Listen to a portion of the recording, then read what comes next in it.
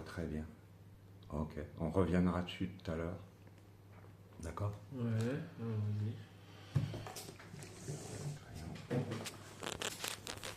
Sur la sourate que je t'ai montré, bon, ils se sont trompés. Ils ont numéroté pas bien. Peut-être ici c'est le 7, le 6, le 5, le 4, le 3, le 2 et le 1.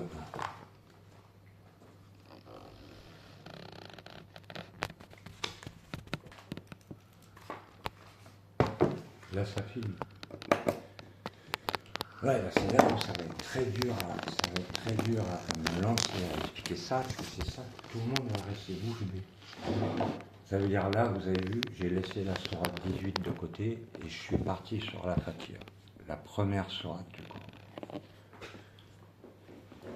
Et ce que j'ai jamais entendu dire, et c'est ça que j'ai trouvé, les gens savent quand même que quand Dieu dit dans le Coran qu'il y a 7 ciels, les gens ils ont compris que les 7 ciels, c'est les 7 versets de la sourate Fatiha. Mais ce qu'ils n'ont pas compris, c'est que le verset numéro 7, les mots du verset numéro 7, ils représentent Dunya. Ils représentent Dunya, le verset 7, avec son propre ciel et l'infini, de l'infiniment grand et de l'infiniment petit, mais qui sont que de ce verset 7. Ensuite, on a d'autres ciels qui sont les autres versets.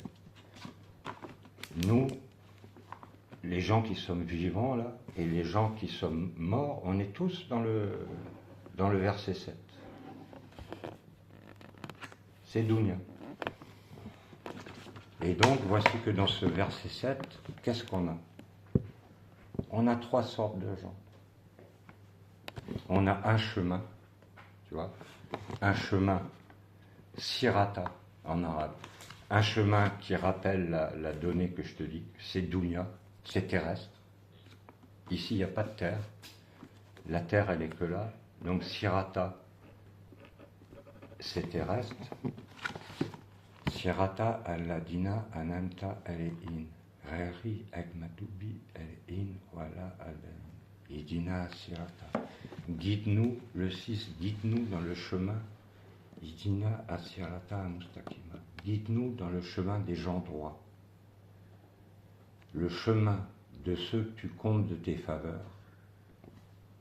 Ceux que tu comptes de tes faveurs, voici le peuple que Dul-Karnayan va trouver derrière les 2 montagnes. Tu es d'accord? Voici le peuple. Ceux que tu comptes de tes faveurs.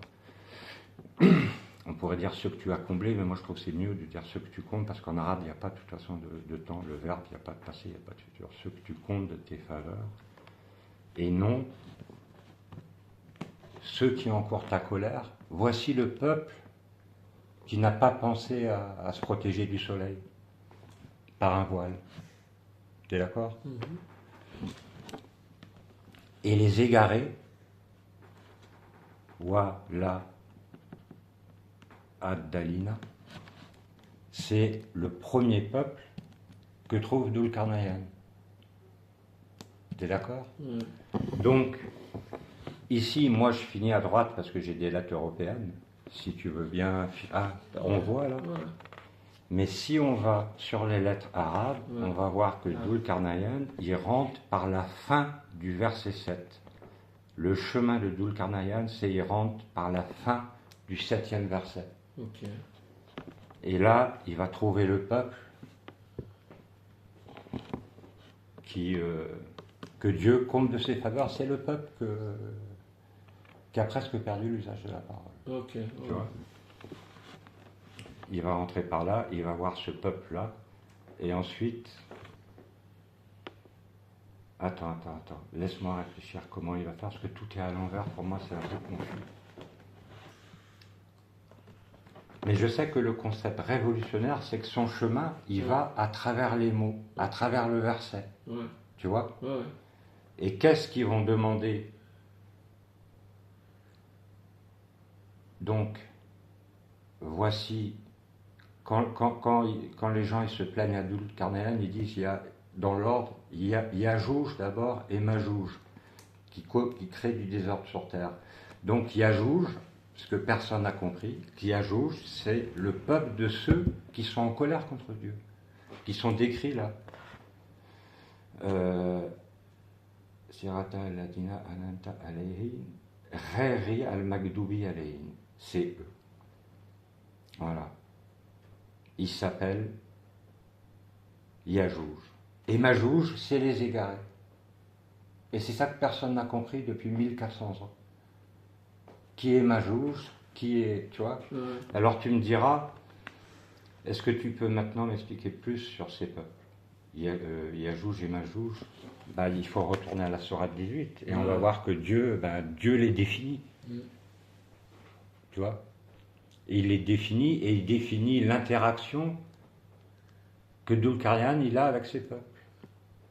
Tu comprends? Il n'a aucune interaction avec les ennemis de Dieu. Et comment ils sont définis et où? Par exemple. Yajouj, les gens qui les gens qui n'ont pas pensé à se protéger du soleil, et où Dieu le fait n'avoir aucune interaction avec eux. Okay. Ça, c'est les gens qui sont en colère contre Dieu. Tu vois?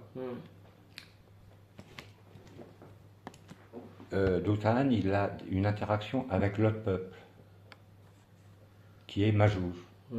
Pourquoi plutôt Majouj que Jouj et Majouj? Il suffit d'aller dans l'ordre par rapport au schéma que j'ai fait. Tu vois? Les gens qui sont habitués au Coran vont comprendre tout de suite. Donc en fait, ça veut dire que moi je remonte dans les mots arabes, c'est ça le chemin. Et c'est pour ça que personne n'a. Je sais pas, il se trouve que c'est peut-être plus dur à essayer à faire ce chemin encore quand tu parles qu'arabe, probablement. Tu vois? Moi, il a fallu que je regarde les lettres arabes comme quelque chose que je comprends pas pour dire à un moment donné, mais voilà ce que Dieu voulait nous dire. C'est que Dul-Qarnayan, il fait ce voyage-là. Tu vois? Et donc,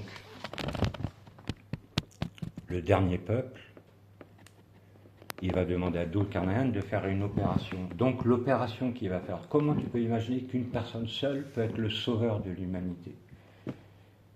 S'il agit sur les paroles de Dieu. Tu vois? Parce que là, il va les rendre véridiques, et puis il va faire une coupure.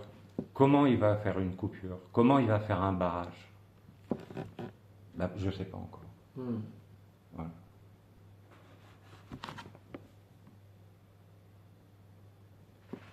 J'ai pas fini d'y penser, je dois faire un peu du vide sur certaines choses pour y penser. Par contre, maintenant, on peut dire qui est Dul-Qarnayan. Parce que ça, c'est super important. Parce que personne ne le sait. Et qui est Abdel Saleh? On y va?